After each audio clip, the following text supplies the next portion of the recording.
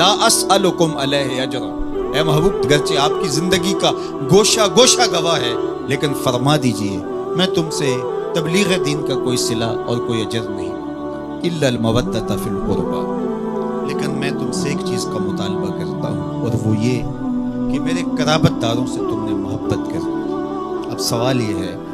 کہ جب تبلیغ دین کا کوئی صلہ نہیں مانگا تو قرابت داروں سے محبت بھی طلب نہ کی جاتی؟ تو اس کا جواب کسی نے کیا خوبصورت دیا، اس نے کہا کہ جو اہل بیت سے محبت طلب کی گئی ہے، یہ نبی کی، یہ اہل بیت نبوت کی ضرورت نہیں تھی، یہ بھی امت کی ضرورت تھی، اس لیے کہ اگر وہ اہل بیت سے محبت کر لیتے ہیں تو ان کے دین کی حفاظت ہوتی ہے۔ اور ارشاد فرمایا احب اللہ لما یغزو من نعمہ، اللہ سے محبت کرو اس لیے کہ وہ تمہیں طرح طرح کی نعمتیں عطا کرتا ہے، اس کا حق ہے تم اس سے پیار کرو۔ پھر فرمایا وَأَحِبُّونِي بِحُبِّ اللَّهِ، اور میرے سے پیار کرو میں تمہارے رب کا بھی محبوب ہوں۔ اور تیسری بات فرمائی وَأَحِبُّ أَهْلَ بَيْتِي لِحُبِّي، اور میرے اہل بیت سے میری وجہ سے پیار کرو کہ وہ میرے اہل بیت ہے، میری اطاعت ہے، ان سے پیار کرو۔ فرمایا میں تمہارے اندر دو بھاری چیزیں چھوڑ کے جا رہا ہوں، اس امت کو لاوارث چھوڑ کر نہیں گئے حضور، دو بھاری چیزیں چھوڑ کے جا رہا ہوں۔ اولہما، ان میں سے پہلی چیز کتاب اللہ، اللہ کی کتاب، فیہ الہدی والنور فخذوا بکتاب اللہ واستمسکوا بہ، فرمایا اللہ کی کتاب ہے جس میں ہدایت ہے، جس میں روشنی ہے، جس میں اجالے ہے، تمہاری زندگی کو اجال دے گی یہ کتاب، اس کو مضبوطی سے پکڑ لو، چھوڑنا نہیں۔ ابھارا، اس پہ ترغیب دی۔ پھر فرمایا وَأَهْلُ بَيْتِي، اور میرے اہل بیت، اور تین مرتبہ فرمایا اذکرکم اللہ فی اہل بیتی، اذکرکم اللہ فی اہل بیتی، اذکرکم اللہ فی اہل بیتی۔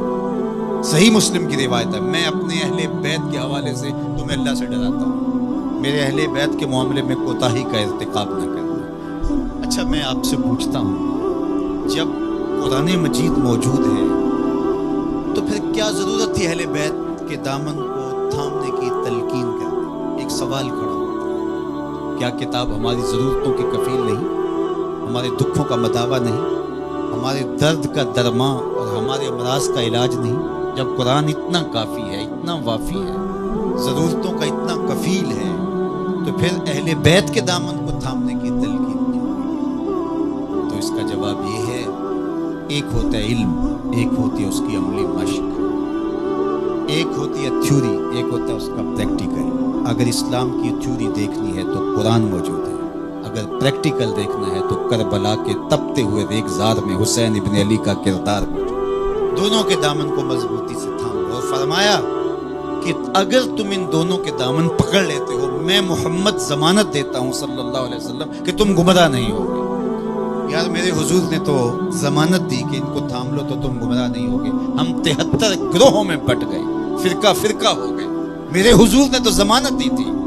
کہ تم تھام لو گے تو گمراہ نہیں ہوگے، ہم گمراہ کیسے ہو گئے؟ تو صاحب گمراہ اس لیے ہوئے، کسی نے قرآن کو چھوڑ دیا، کسی نے اہل بیت نبوت کے دامن کو چھوڑ دیا، کسی نے قرآن ہاتھ میں اٹھا کر کے دہائی دی یہ قرآن ہے، اور اہل بیت کا نام اس کی طبیعت میں پیچ و تاب پیدا کرتا رہا، اور کسی نے اہل بیت کے نام کی دہائی دی لیکن قرآن کو ترک کر دیا۔ تمہیں مبارک کو، تمہارے ایک ہاتھ میں قرآن ہے، ایک ہاتھ میں اہل بیت نبوت کا دامن، دونوں کے دامن کو تھام لو گے تو تم کامیاب اور بامراد۔ اور کہا یہ دونوں الگ بھی کبھی نہیں ہوں گے، تم دیکھ لو گے قرآن سینے کے اندر ہوگا، حسین سینے کے اوپر ہوگا، تم دیکھ لو گے کہ حسین کا سر نوکے نیزہ پہ ہوگا، قرآن وہاں بھی حسین سے جڑا ہوا دکھائی دے گا۔